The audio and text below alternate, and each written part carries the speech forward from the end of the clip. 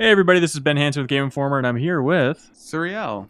So Hi. you did a noble mission of, you checked out and played through the PS4 version of Undertale, Yeah. the beloved PC classic, to find out what is this version like, how do they handle certain key things which in theory should only be doable on a PC. Yeah. So for the most part, I think that going back to it, it is a pretty good port. Going back to it, I'm just surprised at how consistently good a lot of the in-between moments are. So I figured it would be like, oh yeah, the beginning is really good, and then there's a lot of cool stuff at the end, and then the rest of it is like a normal game. But I think I was surprised at how good all the in-between moments are. All the boss fights are still really well. You mean like just like working on a controller? That's what you're worried about? Yeah, I think it worked. I think all the boss fights I thought would be a little harder on PlayStation 4 just because of the controller, but they work pretty well. I didn't have too many. Some of the bosses were a little harder than I remember them. Trying to figure out what the trick was to them, But that's independent of it being on a controller. yeah, the parts where you're actually dodging stuff is I had about as much trouble as I had with it on the PC. So it's not. So I think in that term, on those terms, it works. So. Yeah. And we should point out, this is very spoiler-filled. This Yes. is the end of one of the endings of the game. Yes. So if you've never played on PC, you should probably play it on PS4, but don't watch this video. Right. The reason we did this in the first place is because, yeah, we are very curious about specifically a thing that happens right at the end where basically on the PC version, it crashes to desktop. So how would that handle on the PS4 is kind of what I went into this version. And it turns out it breaks your PS4 That's Vita. right. It deletes your save file. It deletes all your other saves. No, it handles it all in game. I think we'll see it coming up in a little bit. That Yeah. should be exciting. So in general, were there other moments? Like I remember there was one boss fight where you have to like spam on the keyboard. How do they handle that with the PS4 version? They ask you like, oh, this is you're talking about Metatron. Yeah, that sounds right. Metatons. So he basically asks you like, oh, this is going to be an essay question, and then it brings up the PS4 keyboard, and you type dancing if you want bonus points, things like that, legs. So that part I think works pretty well.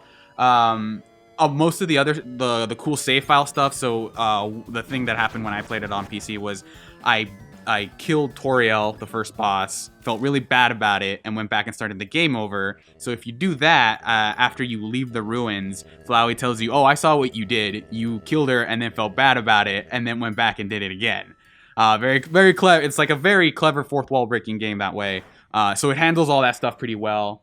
I think there's one additional area in the PS4 version. It's a very small shrine that you can donate to the annoying dog. I'm not gonna spoil where you find it, but it's an interesting little joke that they have in there. Obviously, Hang on, something interesting's happening in Suriel.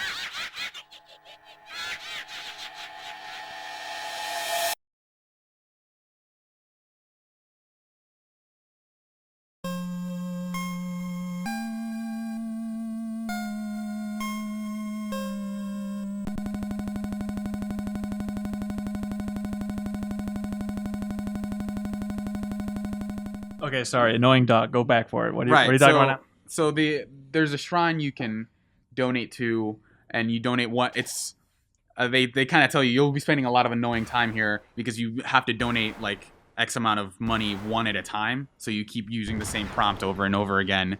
And so there's different levels, and he just buys a bunch of useless stuff. Like it's just he buys like an inflatable airman thing. You're not really sure why. He buys multiple pictures of people from the game, and it's just like this weird fun thing that they added. But aside from that, it's the same. It's more or less the same game. If you haven't played it before, you shouldn't be watching this video. But also go play Undertale. Yeah, I mean you're a huge fan. You got toys on your Yeah. desk. I feel like that really elevates you to next level. Yeah, Undertale fan. Joe also has one. Just to be sure, but like this was maybe if Witcher 3 hadn't come out, this probably would have been my favorite game of 2015. Oh wow, hang on. Yeah, I think you died here, so we get to see Yeah. what happens.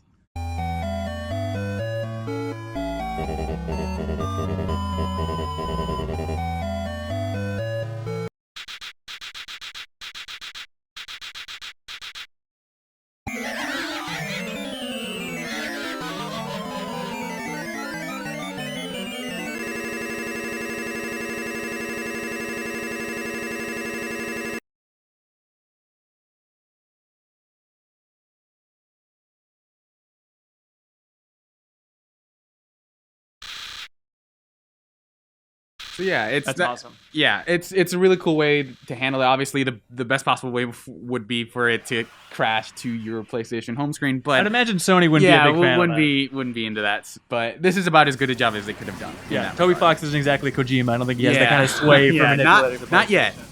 Not yet. God willing. Yeah, so the game comes out on PS4 and PS Vita on August 15th. Yeah. There we go. And you recommend playing it again or playing it for the first time? Yeah, either way, go play Undertale. All right, Suriel, thank you so much for playing through this game again. And I'm glad you offered this insight. Yeah, thank you.